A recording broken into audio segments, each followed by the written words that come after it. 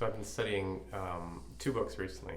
One is The Gentle Fire, continuing to spend time with that. The other has been the Diamond Cutter Sutra, so a book, sort of fundamental Buddhist text. And they have both many similarities and some differences. And so I wanted to bring up one of the differences first, which is that in the Diamond Cutter Sutra,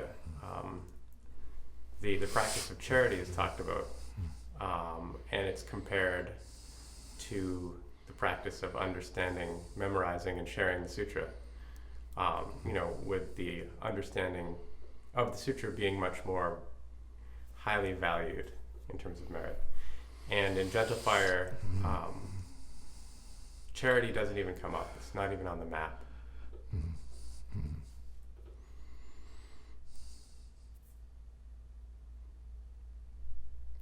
Are you on the map?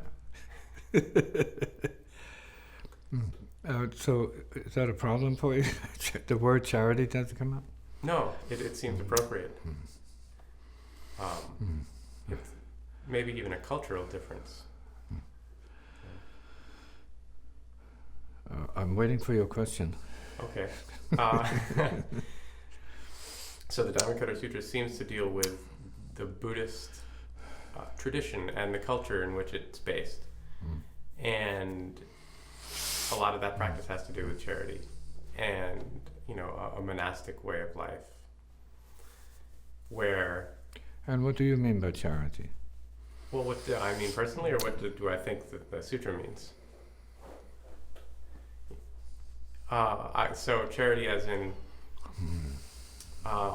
giving up what you have and giving it to others, making gifts. So that's what it seemed like they were saying in the sutra, was giving away the treasures, accumulating and giving away in the spirit of charity. Well, you have to, if you're talking about the Gentle Fire, then what is there to give away? Who is there to give anything away?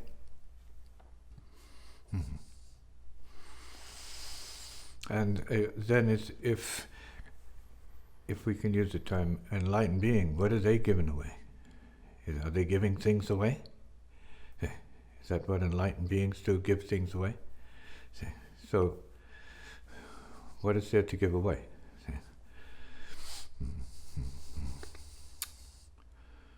And then the question is charity, or is charity not charity?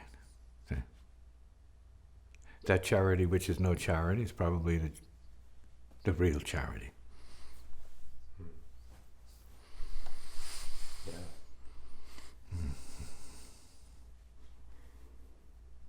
Though that isn't said explicitly in that sutra, in the Diamond Cutter Sutra, it is... feels like it could have been. It's not one sutra over the other sutra. Yeah. It's not whether one is better or worse, or higher or lower. It depends on whether or not one serves your purposes more than the other. See, and whether that time and this time, need different languaging. Yeah.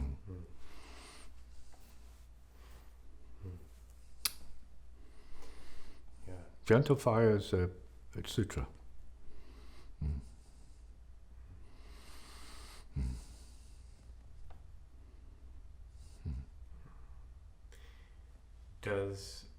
That is to say, reading it can bring about a certain sense of continuity with, let's say, enlightened mind, if there is such a thing.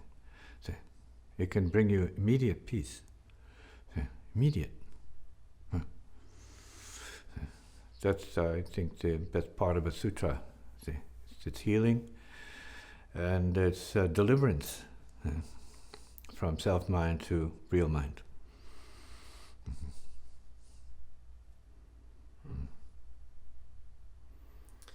So, in this case, Gentle Fire is the ultimate charity. The burn is the great generosity.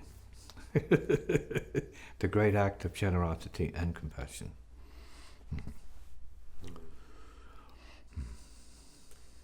Does a guru function differently within a tradition like Buddhism and from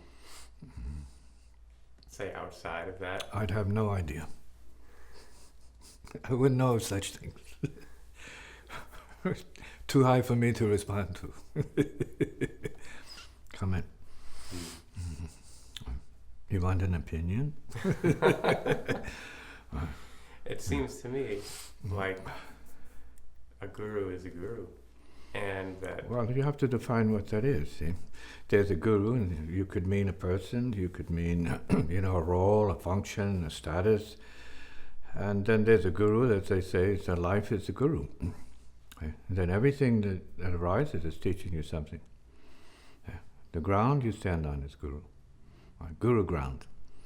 The walls are guru walls. Right. The ceiling is guru ceiling. See? Your body is guru body. See, your heart is guru heart. Your mind is guru mind. See? Your soul is guru soul. Paramatma. Mm-hmm. So what is the guru? What is not the guru? See? It depends on where you are at relative to what it appears to be to you. Because you may be the ultimate guru, for all we know it. I'm learning at every moment, how to be and not to be. Mm-hmm. Mm-hmm. And Father says no such thing. Mm. There has never been one. Mm. They're still waiting for it to show up somewhere. Mm-hmm.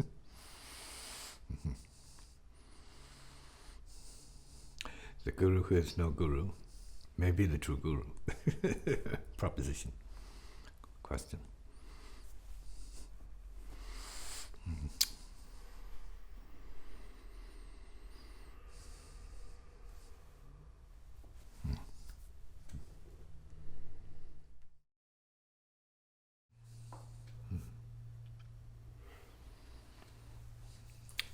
So our conversation just then, and also it seems like for years prior, has summarized the Diamond Cutter Sutra in, well, basically, if I were asked to distill it into one sentence, it would be, realization is no realization, therefore it can be expediently called realization. That's what I just finished saying. Yeah. So what we're talking about is not even wisdom, it's just common sense. See, it's just common sense.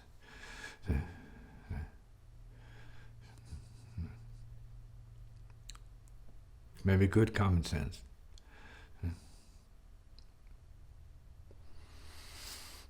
Maybe good nonsense.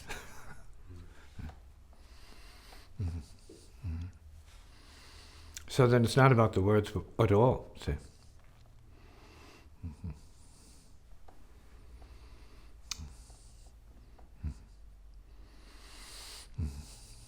So what it is not a word, basically, is what is being said.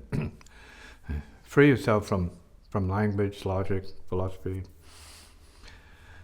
understanding. And if we're translating that into the kind of music that I play, you can't think. You better forget about thinking. By the time you take, or you have the luxury of taking a thought into account, the music's over. It's already ended. People are leaving the room already. There you are, processing your thought.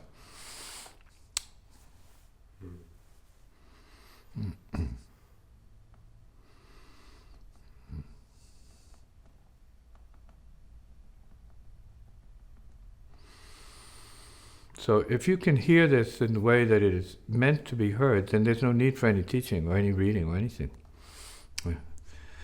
Similarly, when it comes to music, if you can hear the way that it is heard here, you don't need to study any music because it doesn't require that.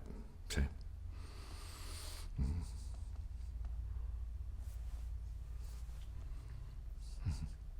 As you well know. Which is a form of an explanation for what you say in terms of when the teacher is ready, the student disappears. It is so.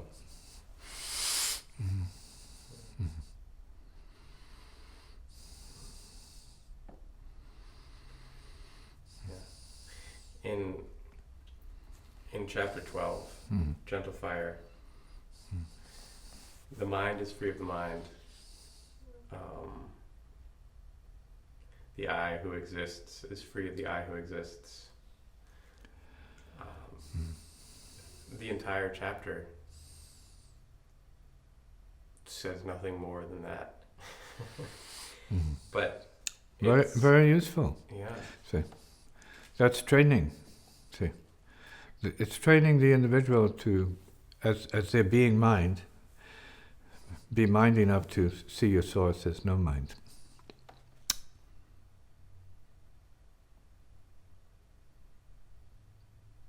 Nothing. Zero. Uselessness. Yeah. But that's not an end in itself. That's part of the process. That's a step on the path, so to speak. The path of no path. Mhm. Mhm. So this is not about playing games with paradox. This is about the space that could be, and for some is realized in the midst of this kind of window teaching, which is universal. It didn't begin here, won't end here. It goes on. It's a step on the path. And then there's no teaching. Because there's seeing more clearly, there's hearing more clearly, there's knowing more clearly, and there's being more clearly, beyond the head, say. See, beyond the head. Yeah. Getting beyond the head. Getting ahead of the head. And coming into, let's say, the depth of the heart. And its silence, presence. Everybody's saying the same thing. See? So the teacher is universal. See? The wisdom is universal. There's no escaping it. So all the teachers say the same thing. Make a case for what is being said at the moment. Yeah. They can only say the same thing. They can only be the same thing. Yeah.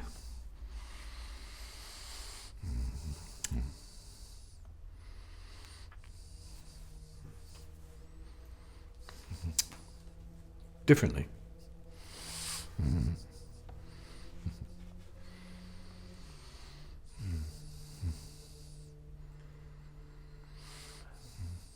one of the most devastating and beautiful paragraphs I think I may have ever read anywhere. Bottom of page 95. Silence is the true nature of reality. It is the impersonal, transcendent, all-pervasive awareness itself. Recognition of the calm and clear realm or deep presence of self-radiant silence is essential in order to break and burn the pattern of bondage to suffering by way of ignorant, mechanical, and delusional identification as self-neurosis, self-striving, and self-other dualisms. It's very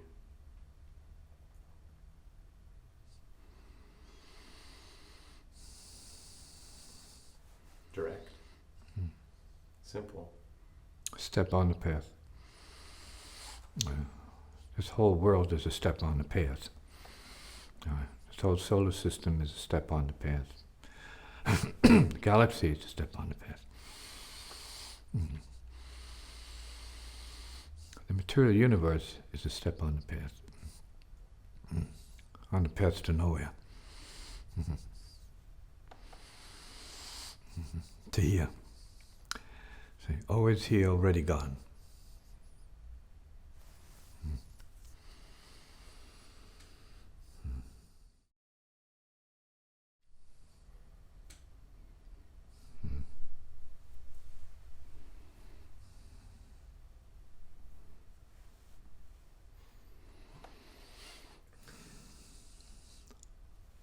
Some traditions talk about the existence of an inner teacher.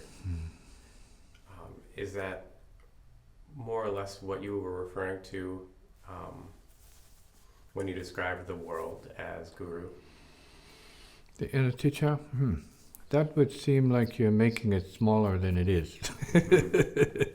If you say the outer teacher, you might be making it too big for what it is.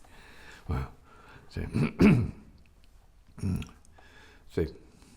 And at any point in your unfoldment, your progression, or your lifetime, you can have a dream, and you know beyond any doubt you're being taught by someone. Whoever it is, it's not important. You're being taught by someone. You're receiving something from someone. Okay.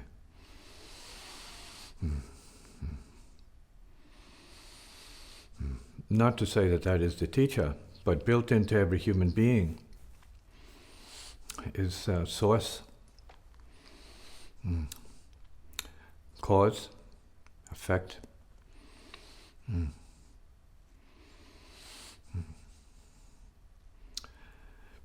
Life and death and beyond.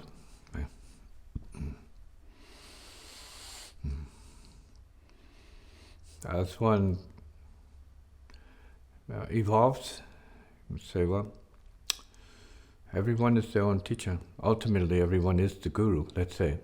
But that's still without appropriate and clear understanding. How is so-and-so the guru? Say. I think the guru, in a manner of speaking, then, is your best choices, your wisest sort of wisdom, say, your most gracious and positive, being. So all that is of the purest, is what could be said to be indicative of what guru means in a manner of speaking, like pure spirit being. Okay. Everyone is that already. Without such, you couldn't exist. See, so we are already pure spirit being, conditioned in cultures to think otherwise and think more complicatedly. Okay. But the heart is the heart, always, right? Simply, now and always what it is. The rest is the theater of the mind and human nature and karmic nature, and being distracted by all of it, or awakening to what it is, immediately in some cases, maybe ultimately in other cases, and finding the peace of what that means. So for some, the guru, it's peace. For others, it's knowledge. See? And for others, it's the highest guidance. So people sit and listen to teachers, male, female, of all descriptions, of all times and all climes, see, for some insight into their own situation, their own nature, see, their own moment, their own suffering and their own liberation, all together.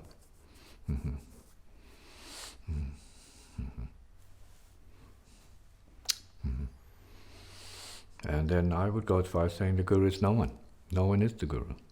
And that is what it is. The no one is the guru. The guru is the no one. The no one's not interested in being anything, or anyone, or the no one, or the no one. Doesn't matter. We're talking about then the presence and the function of pure spirit being, intelligence, light for light's sake. It's not interested in its own image. It has no image. So it's that book, puff. Who are you? Puff. Gone. Always here already. Gone.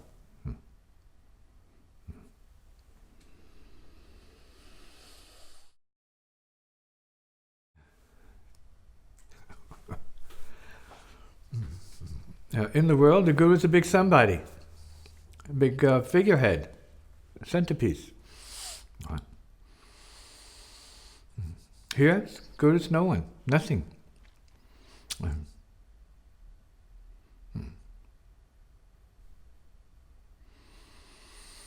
Who can tolerate that? Yeah. You want to give your money to nothing, nobody, or a big somebody, right? The Godzilla of gurus.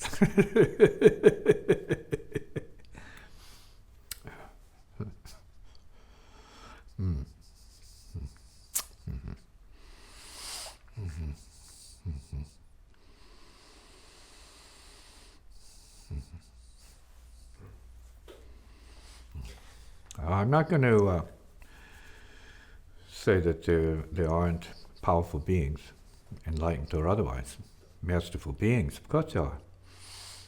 They're not only around you, they're in you, and they are throughout the universe. The universe is, no question. They have all manner of functions in all the dimensions. And there are some very extreme beings. Not just supreme beings, no, they're extreme beings. Most ordinary humans not ready for that. They're dealing with the extraordinariness of their ordinariness. How extraordinarily ordinary they are. They can't deal with that. Comment. You mentioned in Gentle Fire, more or less, the self's only function is identification. Well, it's close enough to the reality of it. Yeah. All right, subject-object identificational programming with infinite variations. Yeah, it's the same thing. This, that, you, me, in, out, duality. So it's really about duality.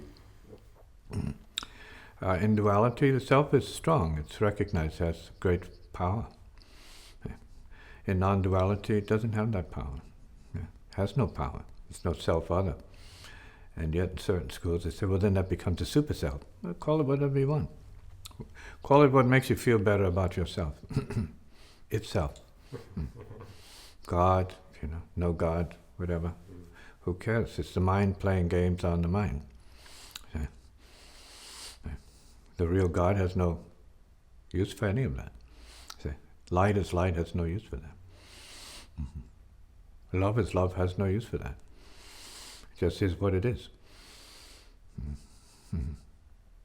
It is what it just is. Who can tolerate that?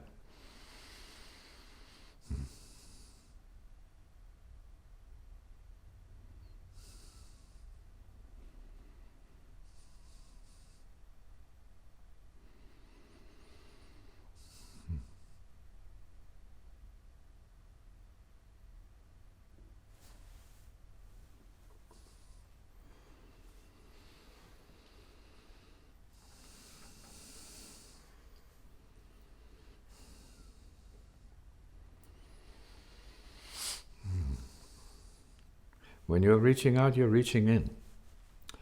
When you're reaching in, you're reaching out.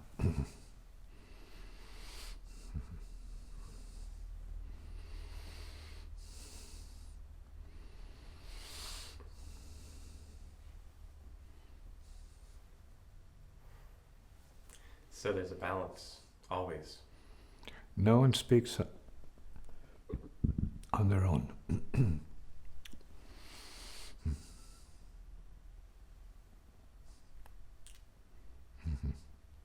What do you mean by that? Nature speaks. Only nature speaks.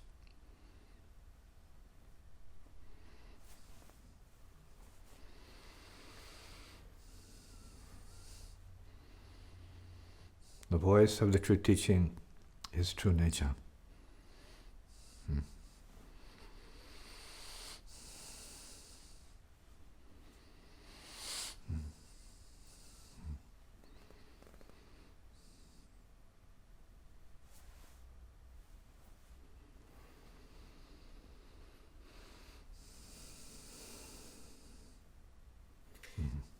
You write, where ignorance is the problem, recognition of cause is the initial solution. Is there the completion of the solution? Is there a complete solution? That could be the complete problem. Thinking there's a solution can be a big problem. See? But it is not bad to think in those terms in the relative universe. This solves the problem for this moment. This takes care of that for the moment. And then you have time, which is continuous change, threatening any status quo. Any state of mind, every state of mind, every body, everything, say, ruled by time. Say. And that's a perception.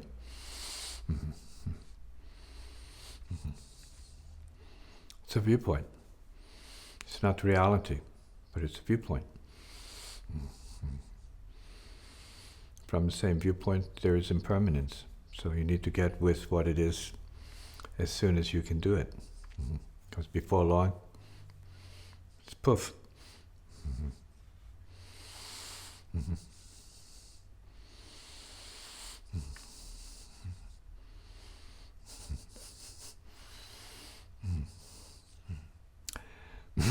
The solution is take care of things now.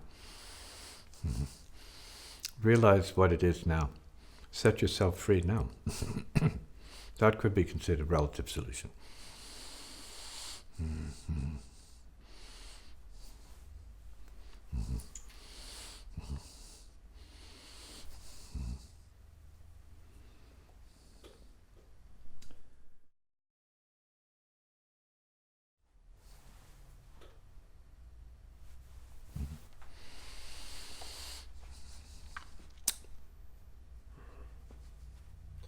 We were talking earlier about the Diamond Cutter Sutra. And No, you were talking about it, yes. Okay. And you mentioned something to do with it being beginner or kindergarten,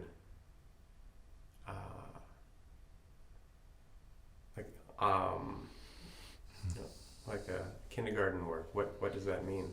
Why, does that offend you or something? No. Is that offending your Buddha or something? Is that a threat to your sense of dignity or something?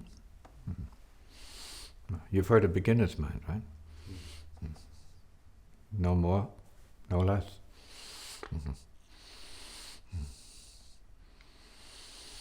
Good place to start, if there is such a thing. Yeah.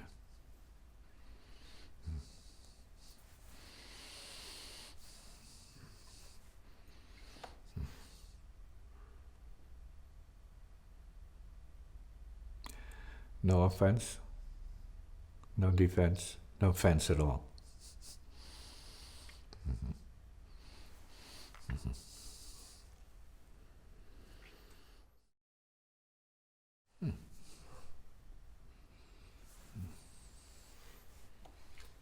I think beginner's mind could be taken a couple different ways. One is that, When there's no ego, highway. yeah, When there's ego, ooh, problem, oh no. yeah, and so a beginner in a sense of a practitioner, one who is early in their progression. That's all that's going on here. The beginning is perpetual, unceasing beginningness. It's great. To be able to begin is the accomplishment. Yeah. It's the end.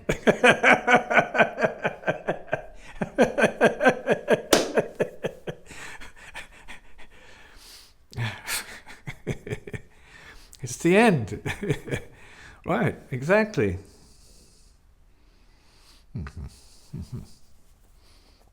The beginning is the end.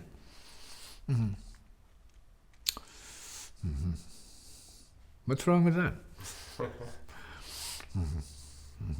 For who?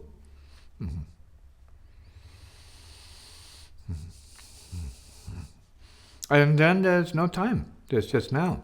So you wonder how beginning and end come into any kind of real play. In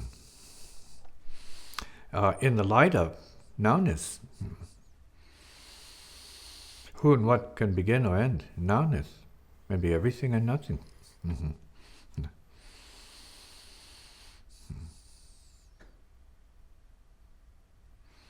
So you practice nothing, and being nothing, to a very intense degree, you can tolerate everything. Yeah. You can include everything you can include.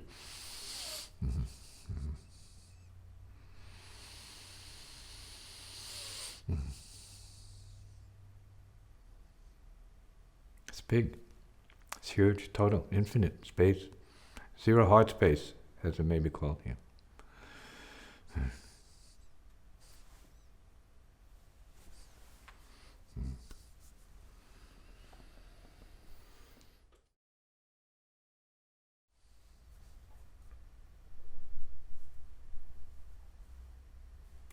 The question you didn't ask was, are realized beings human beings? What do you think? Whatever that means. Of course, human beings are realized beings.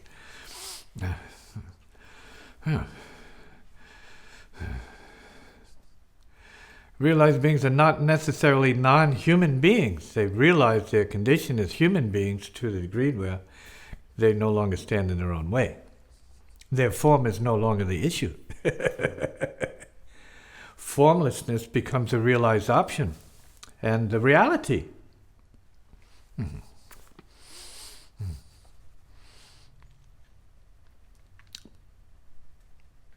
And then that goes back to your original questioning about the Kata Sutra. It's nothing, zero. Go back to zero. The Diamond Kata Sutra, zero. Nothing in the way. No one in the way. No time, no space, no energy, no matter, no body. No spirit, no soul, nothing. No master, no student, zero. No world, no world, no life, no death, zero. See? No beginning, no end. See? No nothing, no nothing. See? That's kindergarten. That's like going right back to conception, infancy, zero. Oh, insight for you. Nothing to be offended about. See.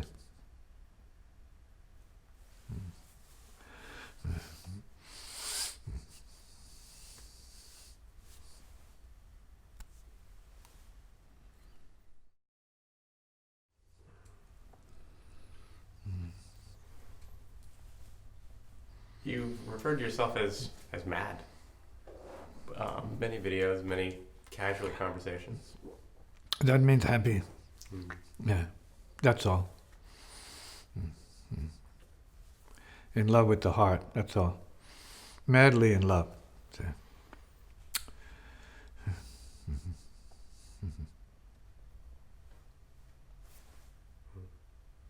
Sounds great.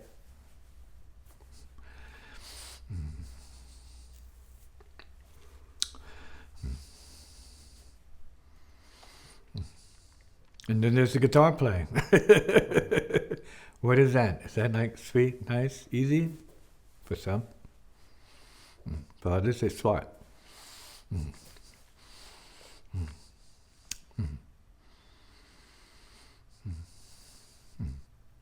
What does that mean? Okay.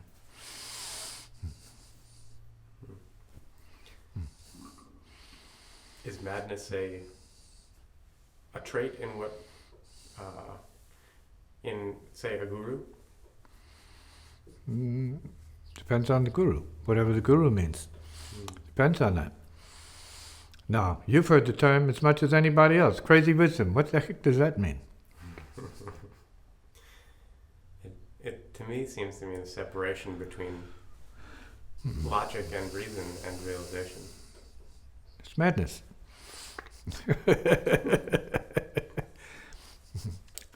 Yeah. Divine madness. Let's be specific. Divine madness. It's creative madness. Yeah.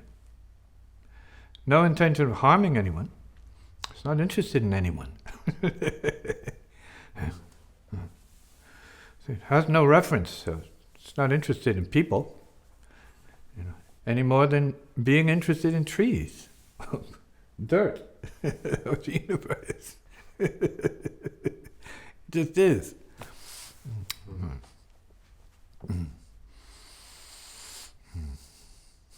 Yeah.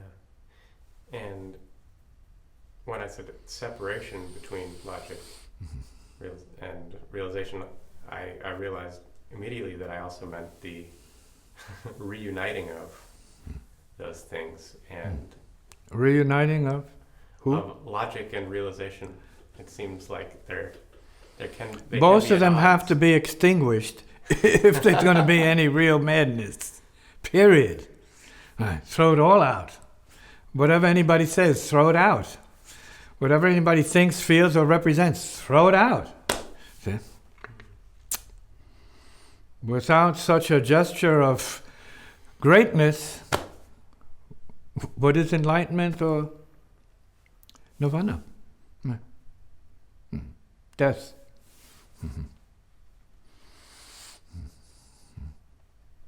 Madness.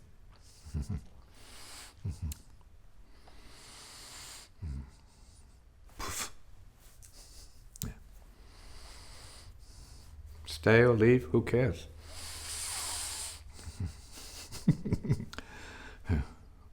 Who's counting? Who cares who? Precedes, who cares who succeeds? Who cares who's here? Who cares about who's being anything? Or not being anything? Who cares? What cares? Eh? Yet there's obviously caring in a certain sense. There's compassion, there's love, there's openness, there's response. But who cares? Who gives a hoot? Right? So we have to go to that realization, if we call it that no one cares. Yeah. There's no image. There's no known. There's no one. Right? There's no one. No one cares. So there's no caring as such. So, by whose standard? From what culture? According to what? No words, man. Zero. The great threat. Zero.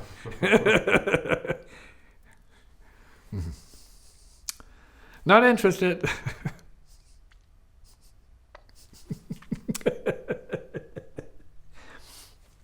Zero. Right.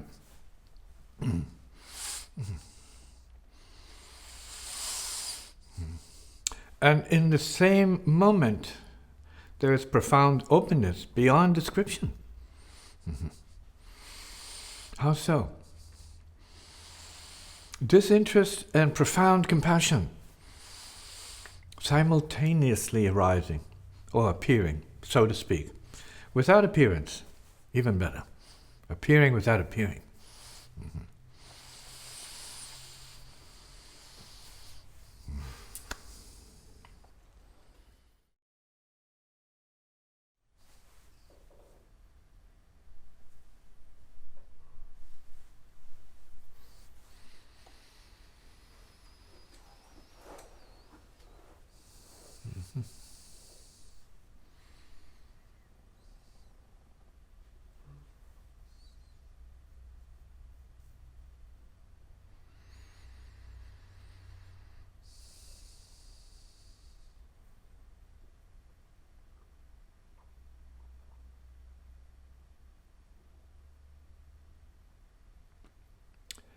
Together is presence. All together is big presence.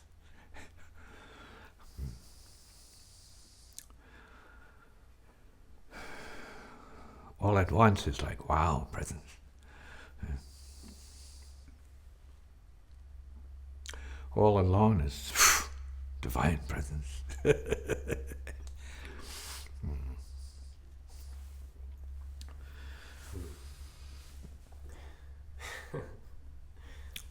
So here we are. I think the impression that you give is one of peacefulness and compassion while you're on stage playing guitar. that is not always the outward appearance. Hmm. There we can maybe see much more clearly what you're talking about in terms of madness, wildness, chaotic, Chaotic. huge. Chaos? We're talking about appearances. Hmm. Yeah, but yeah, how is one to reconcile that? As they will. It's no one's problem. Our potential is madness. Our highest potential is divine madness. Along the way, at the lower end, you have creative madness. You have musical, artistic madness, scientific madness, where you seem to be going against yourself, so to speak.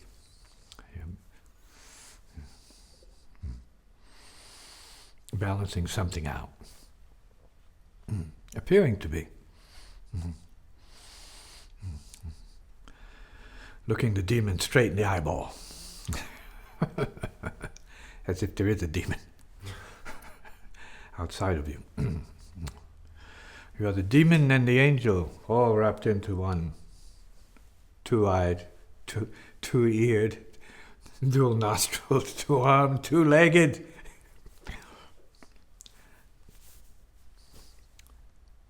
Human.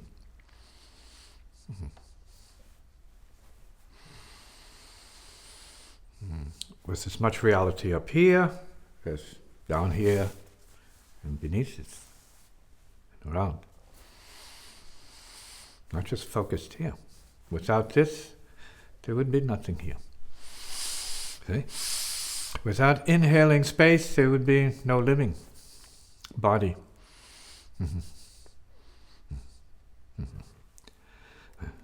Whoever created this whole thing is mad.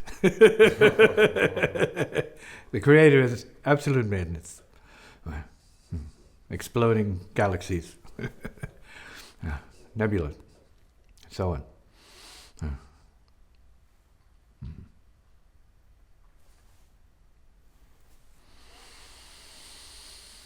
So in art, you can splash the paint up on canvas. You can do insane runs up and down the fretboard of your instrument, or up the keys of your horn, or the keys of the piano. You can do that. To balance yourself out. Whatever yourself is that needs that balancing.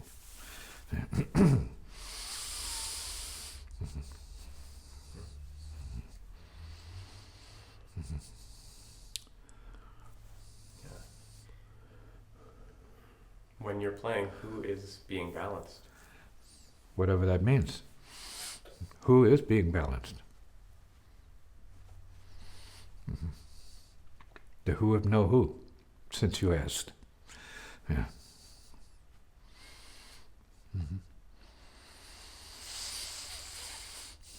Who is the who of no who?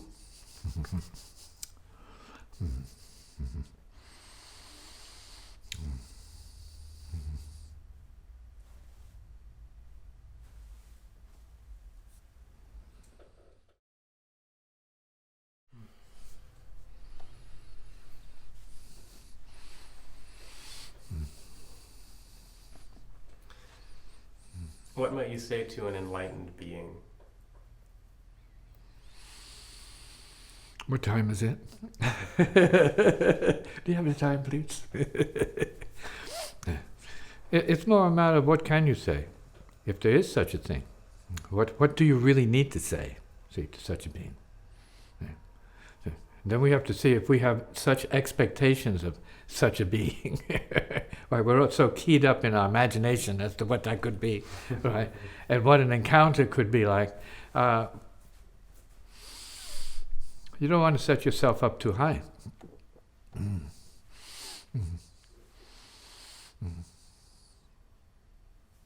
So not all, let's say, enlightened beings are here to blow you away with knowledge. See? It's not necessarily true. They're not here to impress your ego. See? What it wants, what it expects, or what it desires, because of what it sees itself as projecting. Well, if I were an enlightened being, I'd be more like Arnold Schwarzenegger. Big intellectual muscles and big brain and big mouth. Heartless. Yeah, point, yeah. We're talking about heart then. How does the heart show up?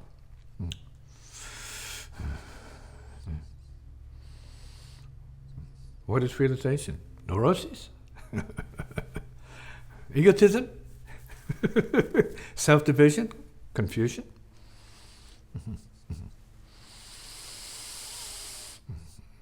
It is said in certain teachings that all those things are enlightenment. See, anything and everything you conceive is enlightenment. See, so the Buddha or enlightenment is everything. You can't even conceive of it. It is so totally everything, you can't even conceive of it.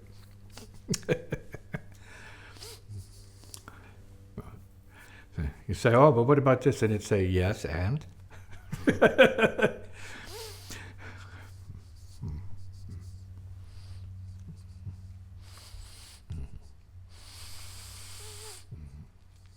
And some people know them by their compassion and or crazy wisdom.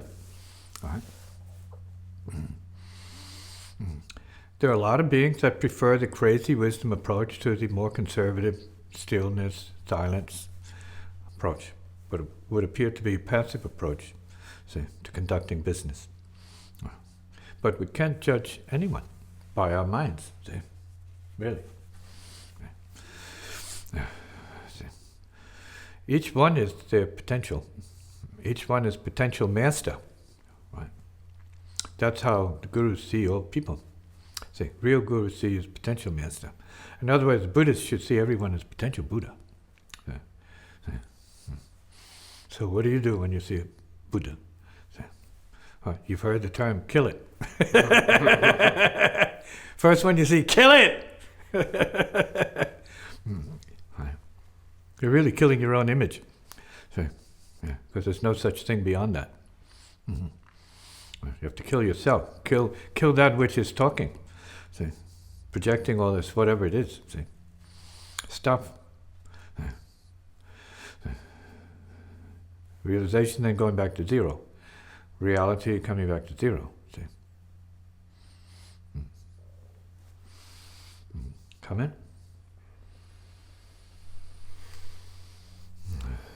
And then we can say that real pureness, is relative to true hearing.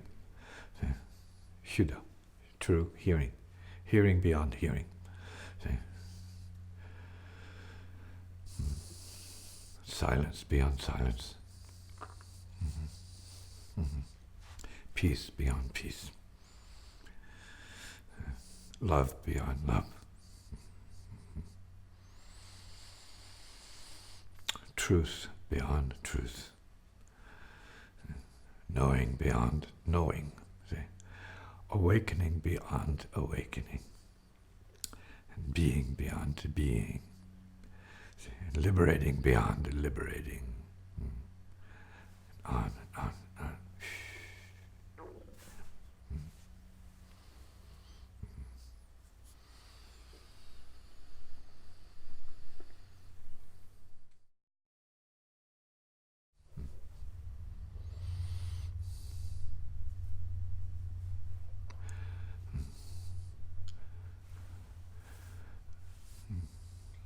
There arises quite often the question, how did you play that?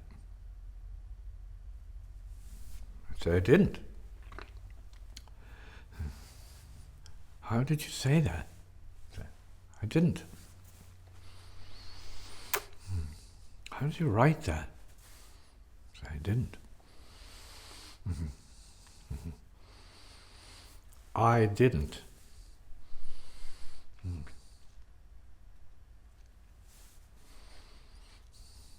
It did, but I didn't. Whatever it is. Yeah?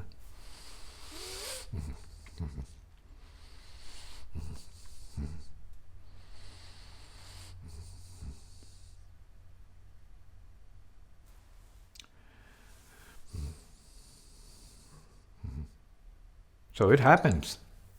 So when we, as a self, get out of the way of what it is, so then it could be said that what it is effortless.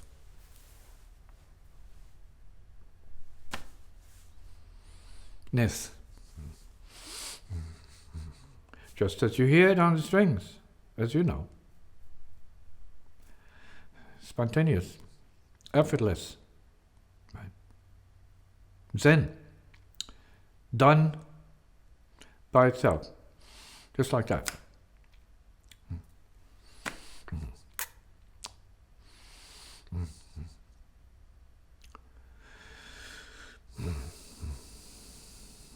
That's true nature. When we open beyond self-nature to true nature, it will do what it needs to do. You can take the credit for it too. Take a bow for it. Thank you. You didn't do anything. You have to take that back. It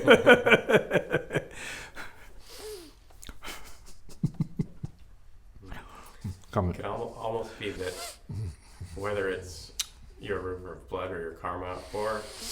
All of it. Yeah. It's all of it. So no bows, in any case. Almost. All bows. Yeah, only bow. See, in every case, only bow. See. In gratitude, see, for the opportunity to be present, alive, living, and in the service of all beings. This is your event. This is your moment in eternity. See, upon the wind of life relative to the earth. In this moment, see, of its or her progression. Its changes in the solar system, which is a family system. One affects the other planet, the system, and the earth pumping life to us, the sun pumping life to the solar system.